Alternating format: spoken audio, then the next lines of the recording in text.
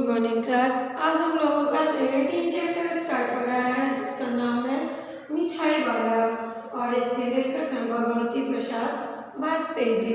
तो आइए देखते हैं मिठाई वाला चैप्टर के माध्यम से लेखक ने हमें क्या बताने का प्रयास किया है। बहुत ही मीठे स्वर के साथ वह गलियों में घूमता हुआ कहता है, बच्चों को बहलाने वाला, खिलौने वाला। एक व्यक्ति जो गलियों में घूमता हुआ आता है, फेरी लगाता है और वो अपने मुख से बहुत ही मृदुल भाषा में बहुत ही मीठे स्वर में वो बोलता है, बच्चों को बहलाने वाला, खिलौने वाला आया है।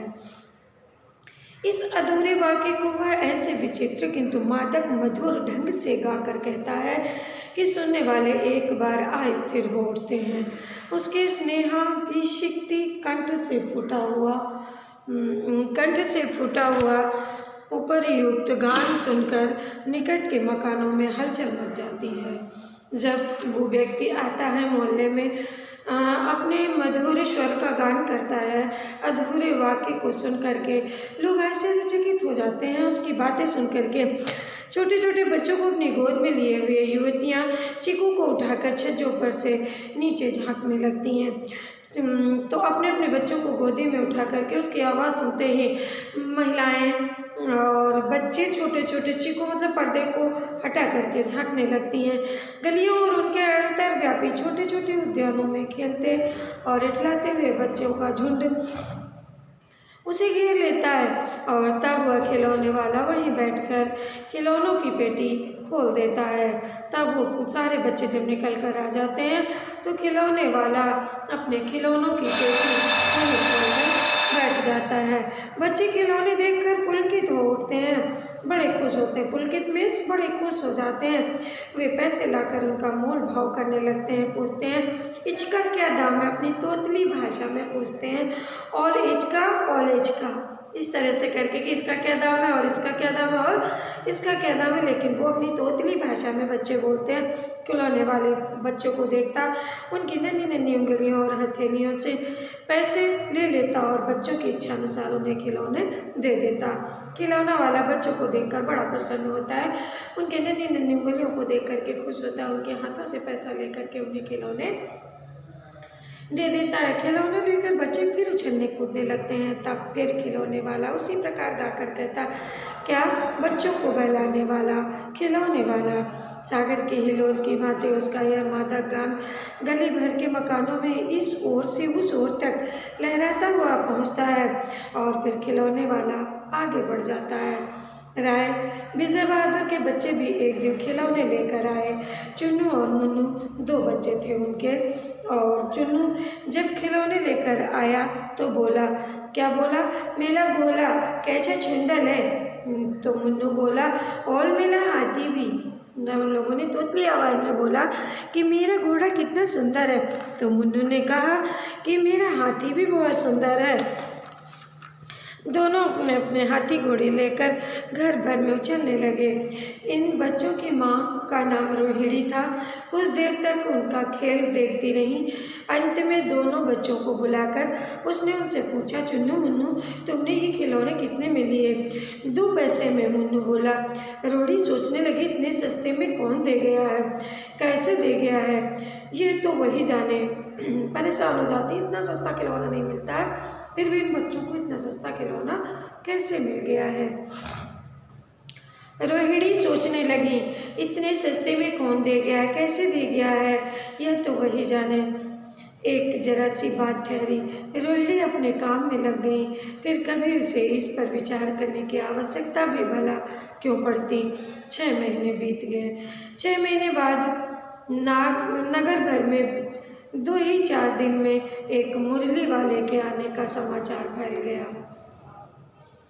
लोग कहने लगे, भाई वाह, मुरली बजाने वाले वह एक ही उस्ताद है। मुरली बजाकर गाना सुनाकर वह मुरली बेचता भी है, सो भी 2-2 पैसे में। भला इसमें उसे क्या मिलता होगा? मेहनत भी तो ना आती होगी। एक व्यक्ति ने पूछ लिया, कैसा है वह मुरली वाला? मैंने तो उसे देखा नहीं था। उत्तर मिला, उम्र तो उसकी अधिक नहीं है, यही 30-32 साल का होगा। दुबला पतला गोरे रंग का युवक है, बीकानेरी रंगीन साफा बांधता है। वही तो नहीं जो पहले खिलौने बेचा करता था। लोगों ने कल्पना किया कि कहीं ये वही तो नहीं है जो पहले खिलौना बेचा करता था। क्या वह पहले खिलौना भी बेचता था? हाँ, जो आकार प्रकार तुमने बतलाया उसी प्रकार का वह भी था।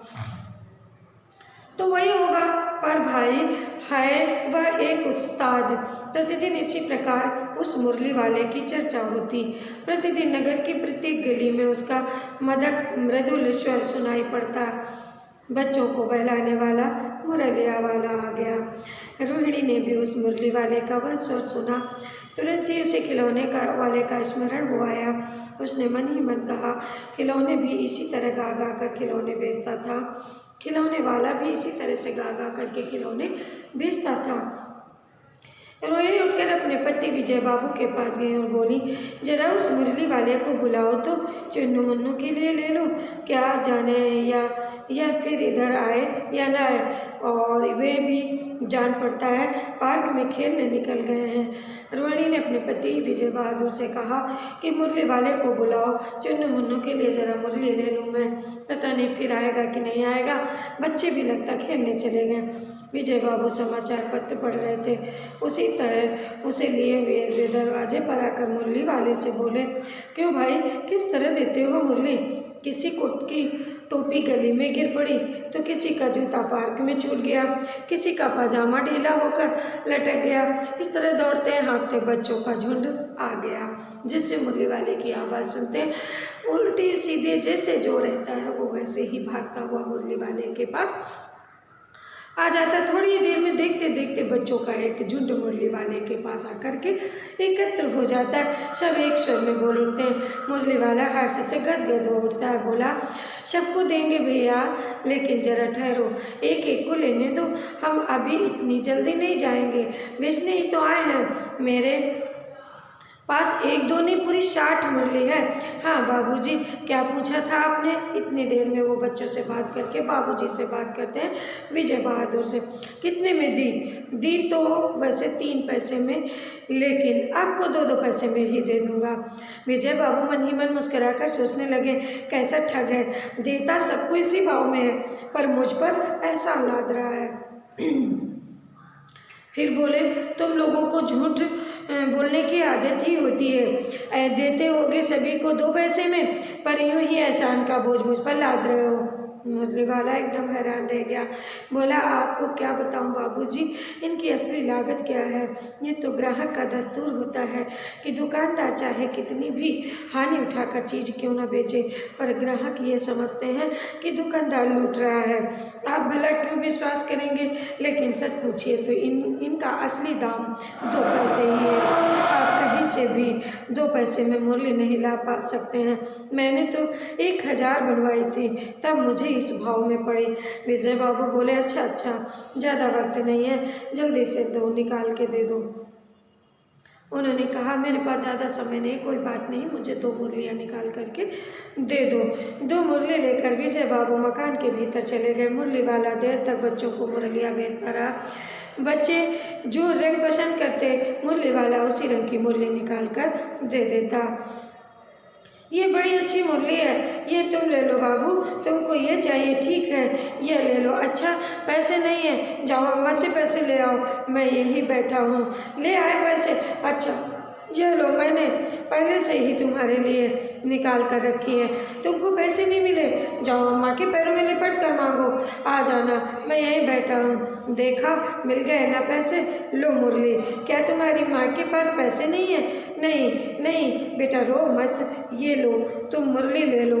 अच्छा मैं चलता हूँ। इस तरह मुरली वाला फिर आगे चला जाता है।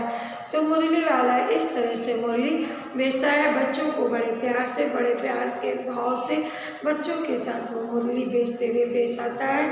बच्चों के पास पैसा नहीं होता है तो कहता है अपनी माँ से मांग करके ले आओ, मैं यहीं बैठा हूँ। जब तक बच्चे वापस नहीं आ जाते तब तक वो वहीं पर बैठा रहता है, और जब बच्चे वहाँ पर पैसा लेकर वापस आ जाते हैं तब उन्हें मुरली दे देता है। जिस बच्चे को जो मुरली पसंद होती है वो मुरली वो निकाल करके दे देता है। इस तरह से एक एक बच्चे के भाव को देख करके उसके मन को प्रसन्नता होती है और वो बच्चों को मुरलियाँ दे दे करके प्रसन्न चित्त होता है, स्वयं भी और बच्चों को भी प्रसन्न करता है। धन्यवाद।